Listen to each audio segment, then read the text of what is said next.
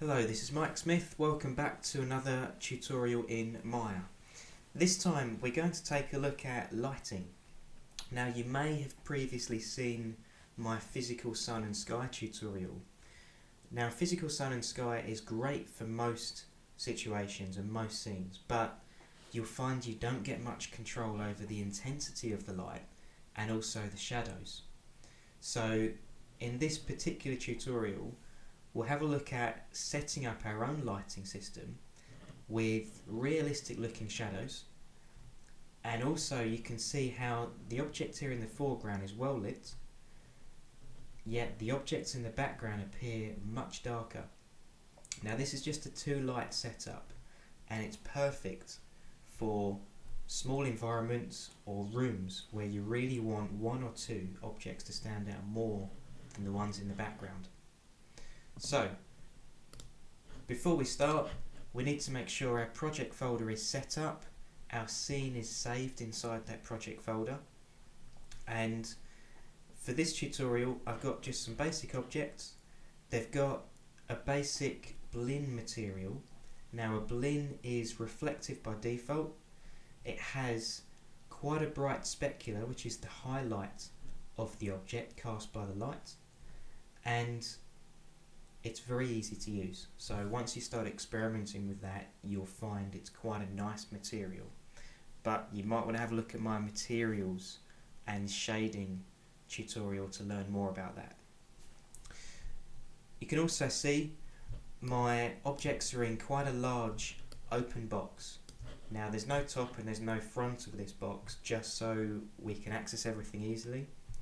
And it's only really there so the shadows actually have a surface to be cast onto, otherwise the shadows won't appear at all.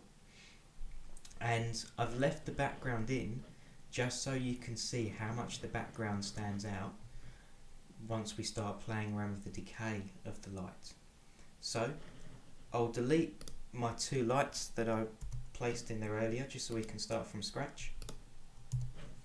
And to start with, we need to open up our outliner, which is in Window,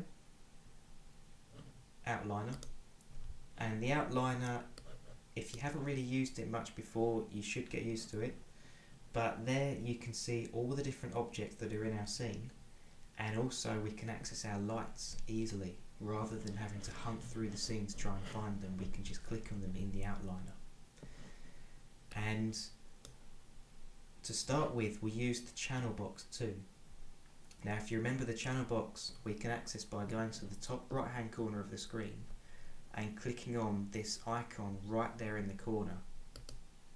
Now we want the channel box just so when we start putting the lights in, we can make a note of their position, and it's worth noting that just in case you want to replicate the same kind of scene later on.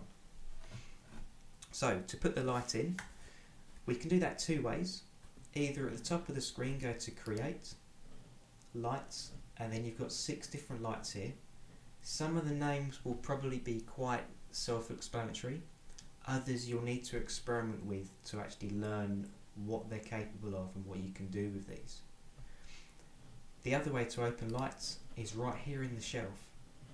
So if we change this from polygons to rendering, you'll see you've got your 6 main lights here.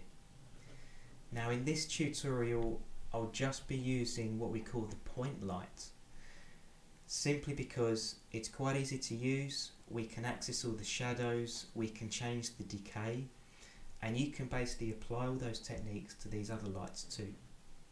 So if I click on this point light, you'll see it will appear in the center of the grid and also in our outliner. Now before I do anything to that light, I want to change the name. So just double click on the name there in the outliner, and in this case I'll call it Main Light 1, just because this is the light that will cast the shadows.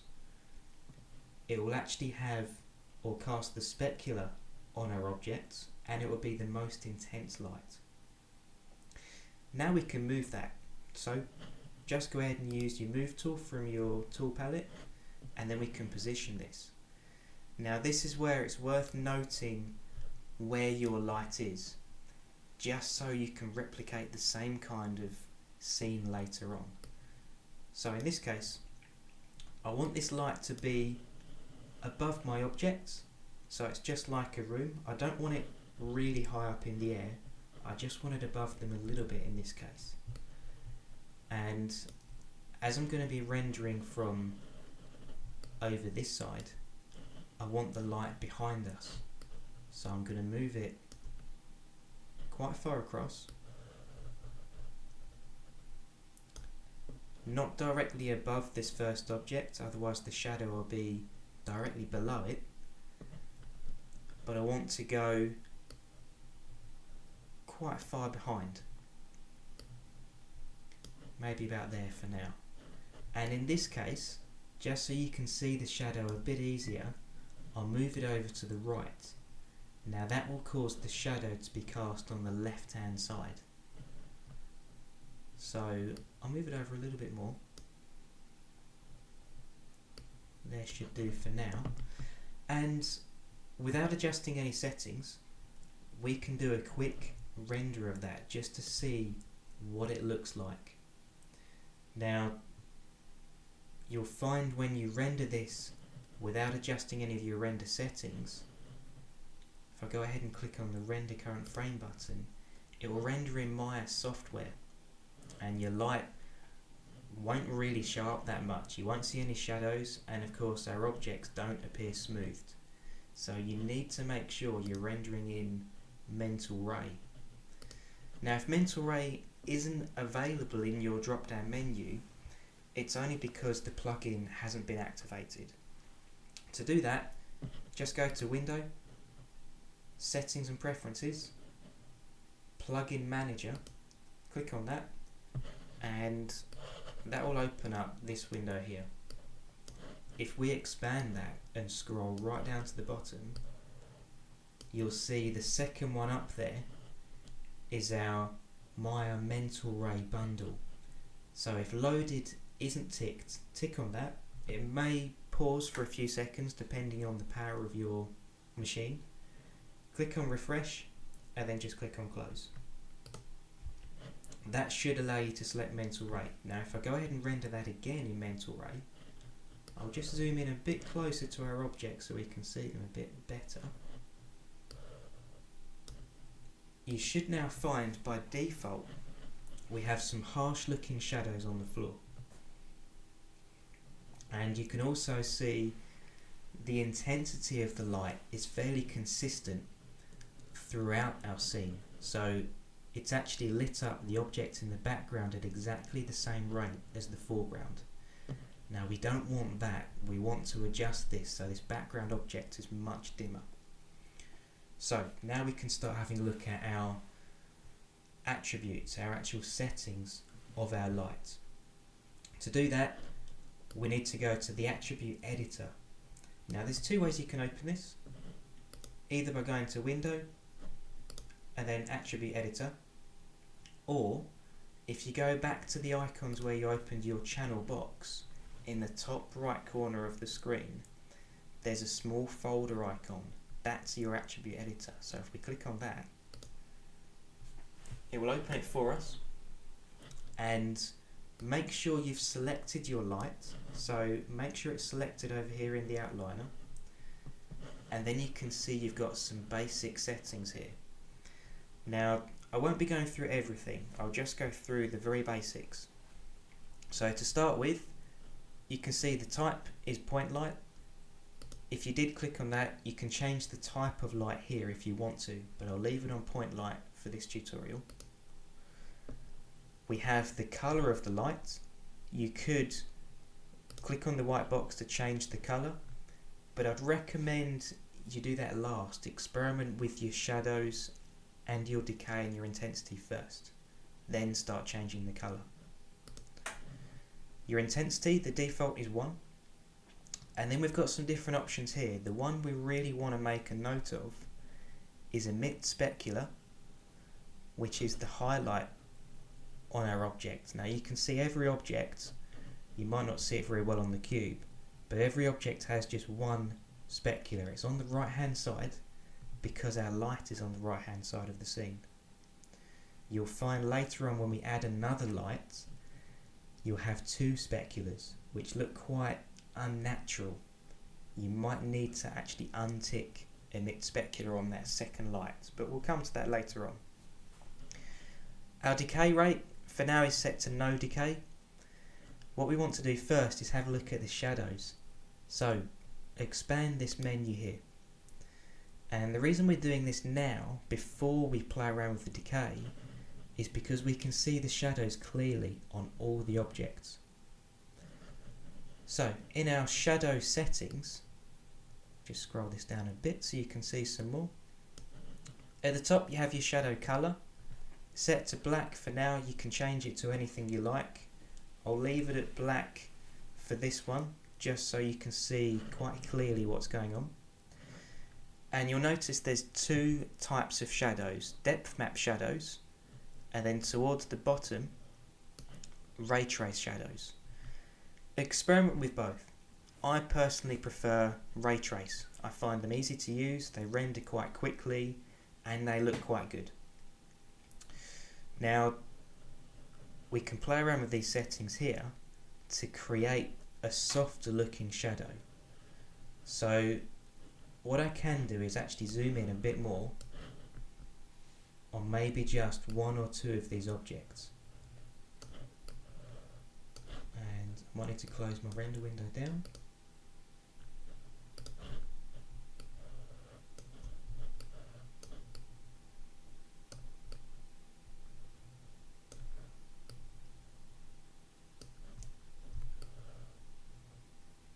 There we go. So if I render that again there, remember to render in mental rate. We really want to have a look at how sharp this shadow is and how it looks. Now that's quite sharp at the moment. The sharpness is due to our light radius. At the moment it's set to 0.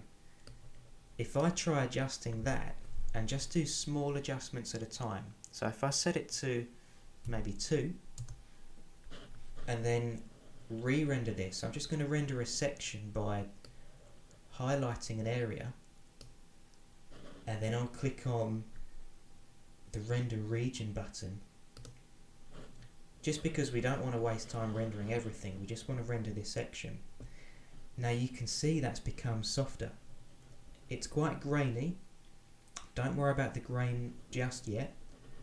I want to make that softer still, so I might change my light radius to about 5. And let's just render a slightly larger area.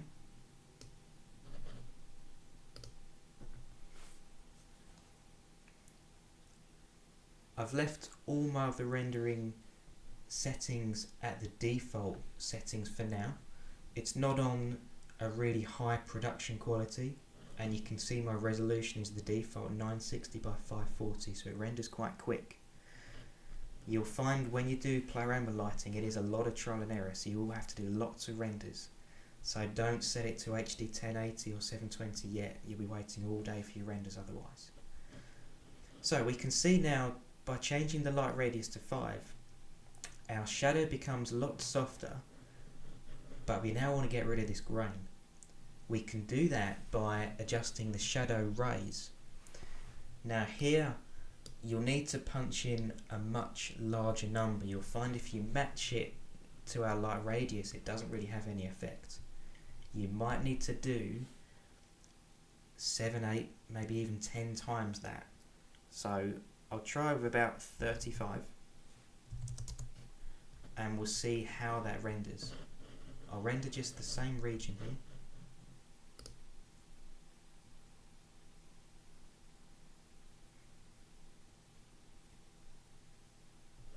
Okay, that's looking much softer.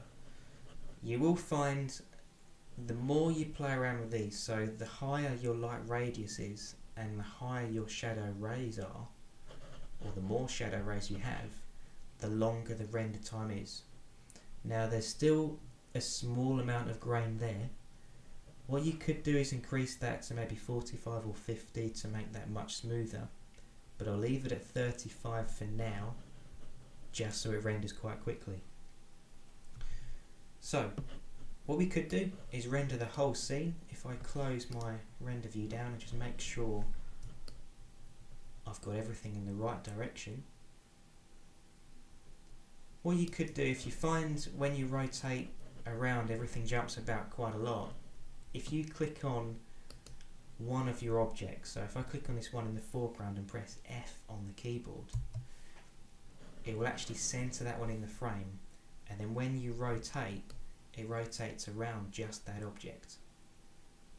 So I'll zoom out just a bit more, and now I'll render the entire scene just to make sure my shadows look quite good on all these objects.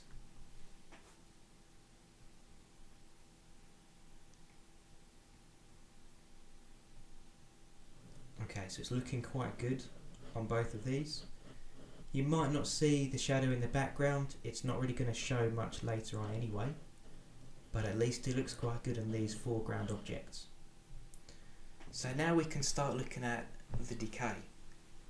So make sure your light is selected, so in your outliner select your light,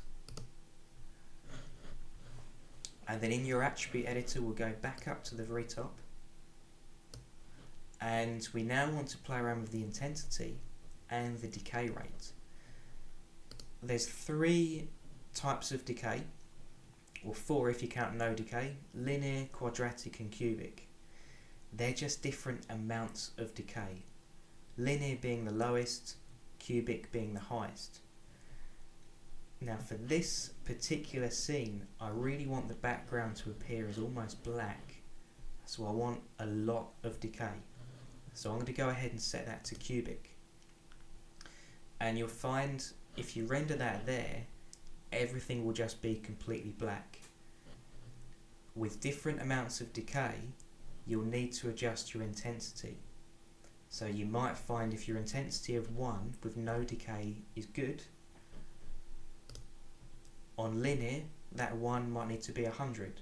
On quadratic you might need 700 or 800. On cubic you need a much higher number. You might need something on the lines of 10,000. Now this really depends on the size of your scene, the size of your objects in the room, and the distance your light is away from these objects. So it's a lot of trial and error.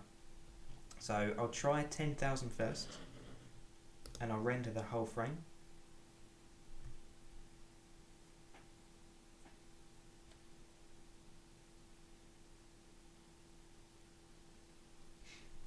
So straight away you can see the background there is pretty much completely black. You can't actually see the very back wall, which is what we wanted, so that was a good guess. And the foreground here is quite well lit. So it looks like a dark room with maybe just one dim light. So that's the kind of effect I wanted. You probably will find your intensity, you won't get it right the first time, you might have to try 2 or 3 different renders. And now's probably a good time to make a note of these settings. If you want to, if it helps, screenshot this and just save it for later on. So now, if we take a look at these objects, they're very well lit on the right hand side and the top. But on the left, maybe it's too dark, especially this cube. You can see the left hand side is almost invisible, it's way too dark to really see anything. So we could put another light in. Now I'll close my render view down a bit, just for a minute, and I'm going to use another point light. So I'll click on point light on the shelf, and this time I'm going to position this light about level with my object in the foreground. I don't really want it behind it, about level if anything just in front, and I'll position this over on the left hand side. I'll just move the outliner out of the way so you can see, and I'll move it up to about the same height as our main light over here on the right there. So I'll move that up.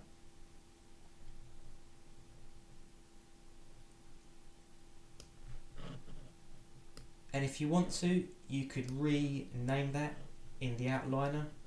I'll leave it at point light 1 for now. I just wanted to make sure the main light was titled differently so I know which one that is.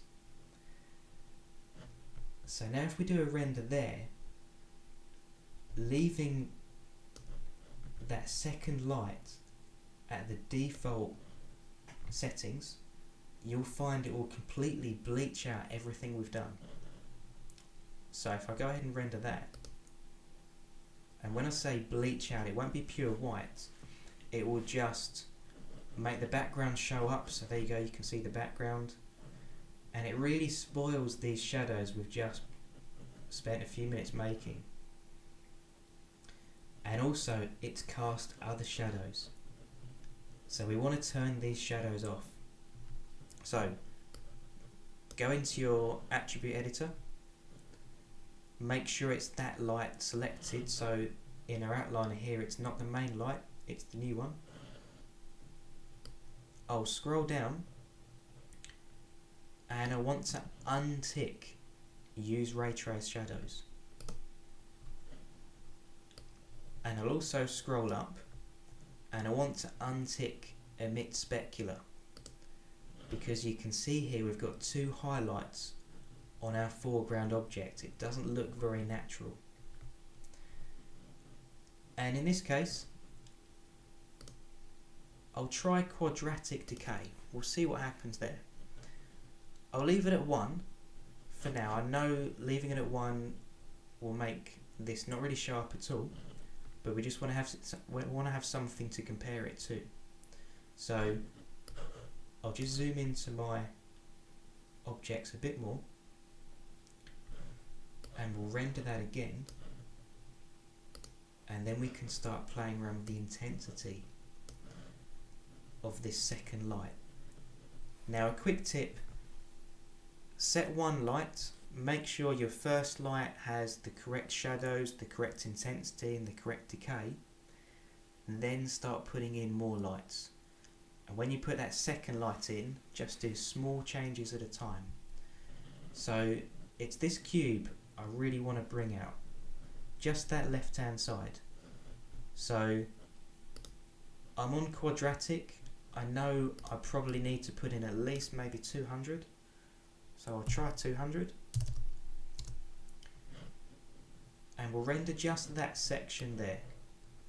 I'll just do the top half of the cube so you can see, you can compare it to the bottom.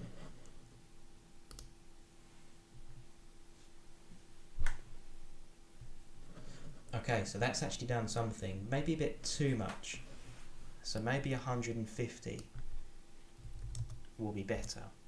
Now this is really down to your personal preference. You might find that's fine, you might find it's too dark, you might need a higher intensity, but that's really up to you. I just wanted this to show up a little bit more without bleaching out these shadows. So if I go ahead and render the entire scene,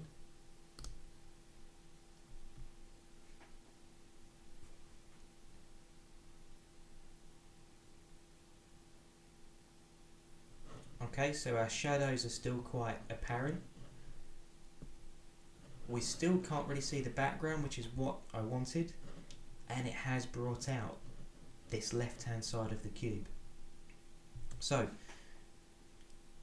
use the knowledge you've gained to experiment with the other lights and keep it simple.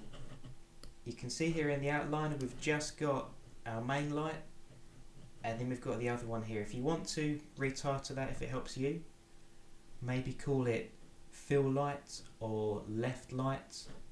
I say fill light just because it's filled in some of the darker areas, but just keep it simple. Try one light, then try 2, and then maybe try 3, but don't get carried away and put in loads of lights. You might find if you've studied anything like media or photography in the past, you'll probably have a good understanding of where to put the lights in the scene. If you don't worry, just experiment and keep it simple, and keep saving as you go along. Okay, so learn something new, keep practicing, make sure you screenshot your progress just so you can actually go back and see what you've done for future scenes, and have fun.